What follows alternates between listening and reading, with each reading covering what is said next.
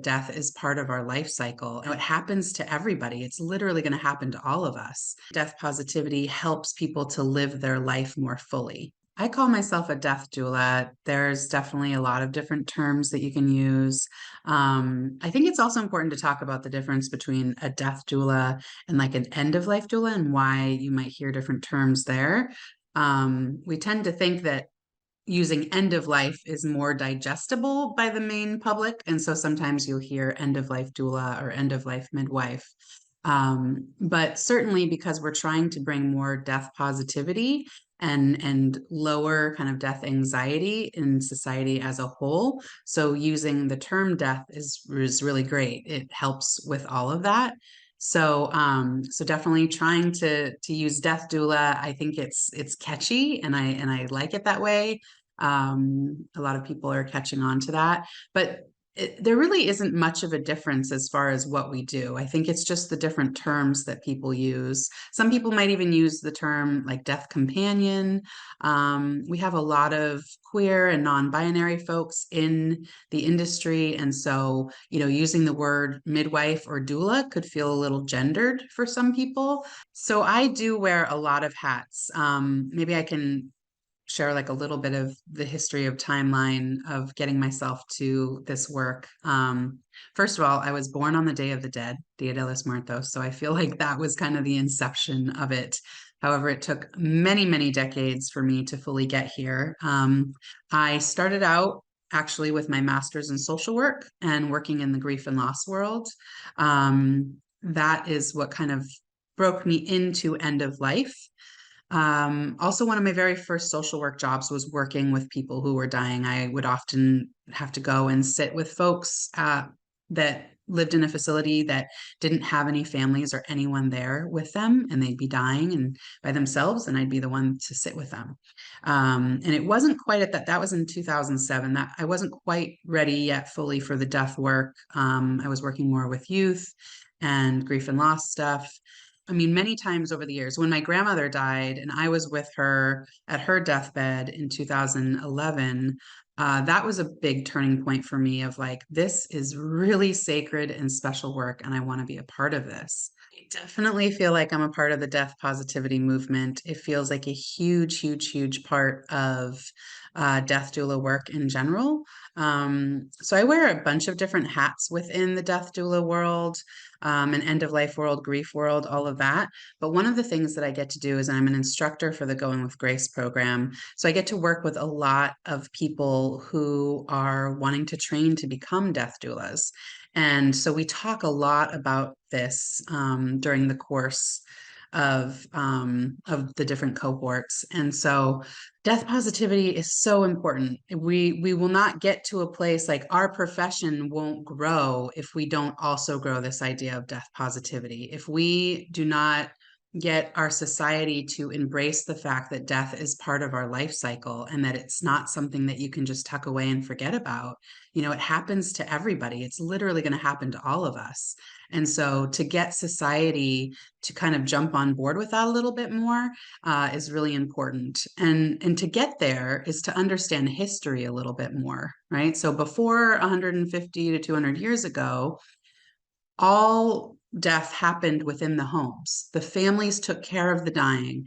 They would have the dead person or the dying person in the living room. And then when they died, they would have their body there laid out in honor for friends, neighbors, family, everyone to come and visit. And it was just very visible and part of the whole process. Children were there, grandparents were there, everyone was there. And things really shifted as the funeral industry changed, as our medical system has changed. And so we really have taken death out of the homes and into these more medicalized places. And so it's removed everybody from death. And so it's not in our lives. And so we're scared of it. We're really scared. And I understand why people are scared of it. Nobody wants to die. Nobody wants their people that they love to die. It's painful and it's hard to lose someone, but it's also natural and part of the life cycle. And so the death positivity movement really helps to ground us more in some of that. And I also think death positivity helps people to live their life more fully. I am not into toxic positivity at all, right? Like, I'm not talking about like, woo, we should just be happy. No way. I love to dwell in the real places, in the deep places, with all the emotions, all the feelings, everything.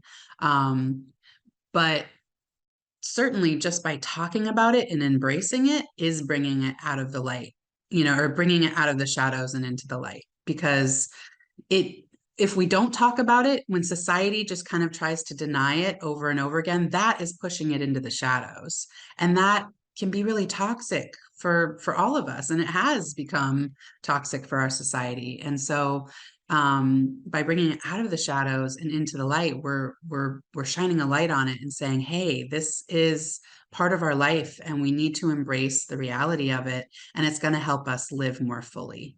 I do have a background as a grief counselor. I use it very interchangeably, and it is a huge focus of mine. And so I always bring that in. It is definitely my specialty. I think for folks who don't have a background in it at all, are able to sit and hold the space. I mean, clearly, when a death is happening, there's going to be family members around who are grieving. You just can't escape that at all. So I think a lot of doulas just through training as a death doula, you understand and you're trained to sit with people with where they're at and meeting them where they're at, and sitting with what their needs are. So if their needs in the moment is to be witnessed and listened to as they grieve, then that's what you can sit and do. I do think that the difference is that a death doula can certainly sit and witness and reflect and do all those things. Someone who has a more extensive background in grief and loss and as a grief counselor might also understand some dynamics or some frameworks, different theoretical models that might be important in understanding how grief works. For instance, there's one I'll just say really quickly that is the difference between intuitive grievers and instrumental grievers. And I think this is really important. So if somebody doesn't understand this, you can really harm some people. So intuitive grievers are the grievers that what we assume grief to look like, right? These are the feelers, and they are the ones that are going to be crying and showing emotion. And then the instrumental grievers are more of the doers or the thinkers. They might say, oh, I thought about that person a lot yesterday, or they might take action. They might be like, I'm going to go help walk the person who's just died. I'm going to go help walk their dog every day.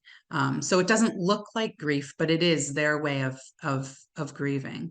And so just to give, that's just an example of how grief counselors can, people, and not all grief counselors are created equal either, because I think it's really important to have the combination of both understanding the frameworks and the theories behind everything, and also, most importantly, being able to hold space for people in that way and really just witness and reflect. That's the most important part. So clearly, death doulas can very much sit and hold and witness.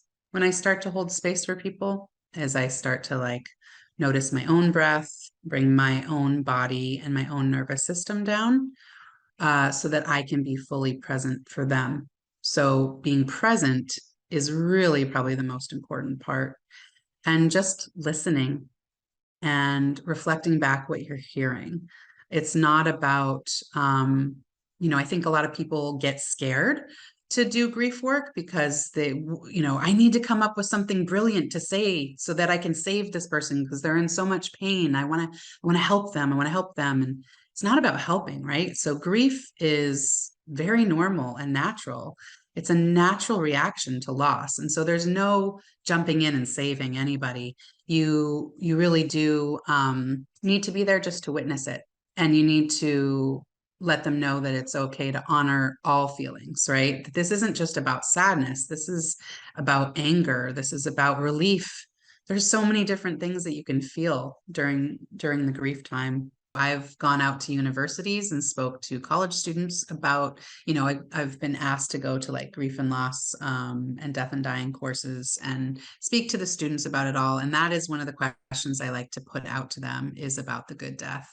And there's multiple factors here. There's multiple layers to it. So a good death can be simply thinking about what kind of death feels like a good death.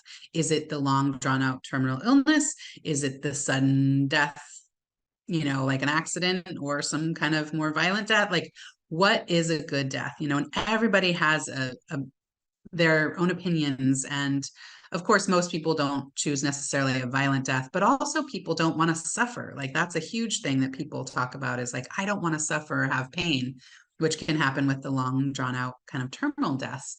And so what it really comes down to, sometimes what it boils down to, is autonomy. And so a lot of folks end up, when they get down to it, is like, a good death is when you have choice over what's happening to you, and you have autonomy. And so this opens up the next layer that I'm going to talk about. And that is when you start thinking about good death from a social justice perspective, right? A lot of people like to say, oh, death is the great equalizer. We all die, so we're all equal. But we don't all die the same way, right? The white person in their home or even in the hospital with their family members all gathered around, and all of the resources that the family needs, financial resources, emotional resources, all of that, that is not equal to somebody who is lying in the street with a police officer's knee on their neck. That is not equal. So when we look at death and what a good death is, we also have to look at social justice. There's just no way of looking at it any other way. And so this is just a beautiful way to enter into more of the social justice work, is through death. Thinking about death education, right? We're up against a huge, huge barrier here, in that most of society does not want to talk about death, right? And I will joke, when we think about like sex and death, right? I will joke often, like, you're not going to get pregnant from talking about sex. So you're also not going to die from talking about death. So let's talk about it. I think a great place to try to jump into, and what I've been able to do lately, is talking to universities and college students. They seem kind of open. These younger generations seem a little open to talking about it.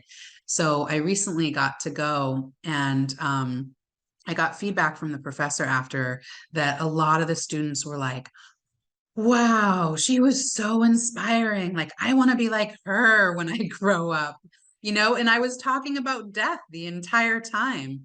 But that's also what I bring to it, is I bring a joy and a light and a buoyancy when I talk about it, so that it feels maybe less fearful and more accessible to folks. And so I think the more we can kind of blend that together, right, to be able to have this this light and this buoyancy when we're talking about death and dying, but also realness, right? This isn't like a fake, like we're we're sugarcoating it. This is like a realness about it, but being able to do it in a way that inspires folks, because like what I was talking about before with that the more you work with your own mortality and the idea of dying, the more you live life more fully. And so if you can help people to understand that, there's kind of a way in to talk about it. So I think colleges are a great place to start. I also do believe, even way younger, right? Starting with children.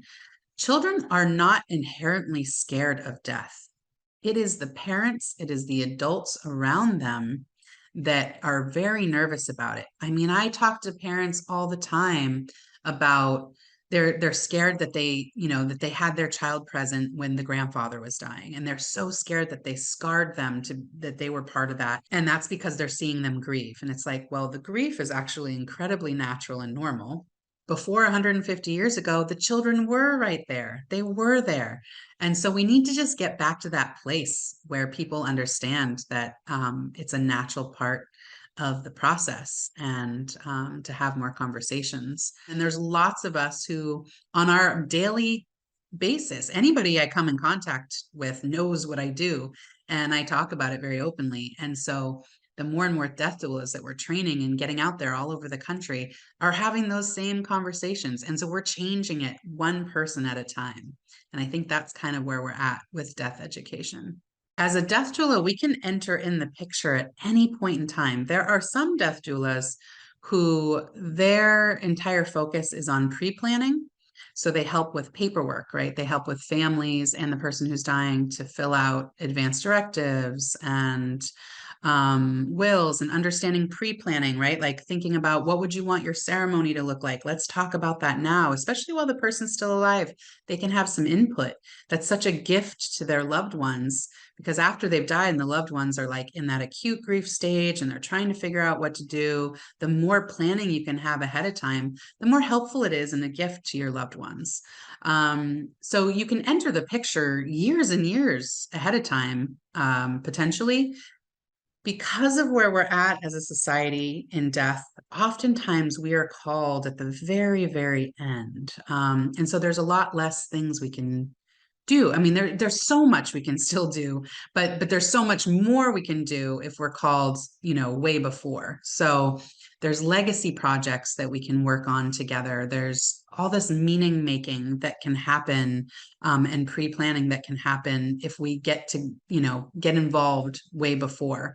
And so then when we are called kind of closer to the death, oftentimes it's to come in because the family is now starting to worry about, what are the signs? What is this going to look like? What to expect? I've been comparing this lately when I talk to people to a birth, right?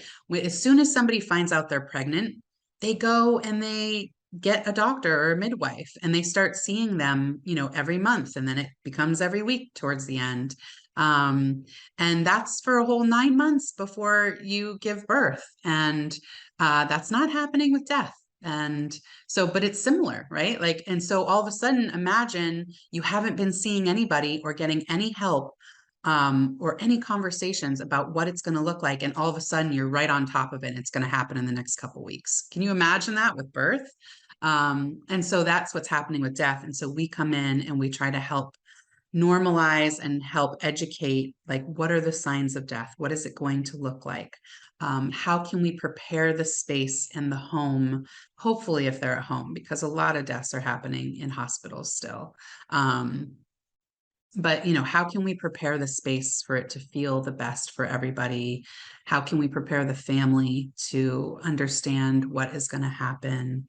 I'm working with a client right now who is a child. And so we've been working together for well over a year, almost a year and a half, actually, with the family. I worked a lot with the aunt and then the mom, really almost more than the child, because the child is nonverbal.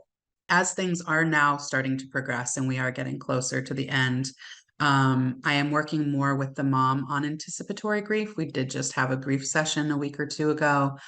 She's really starting to feel that. And so because she's ready for it, like she wouldn't have been ready for that a year ago, but she's ready now.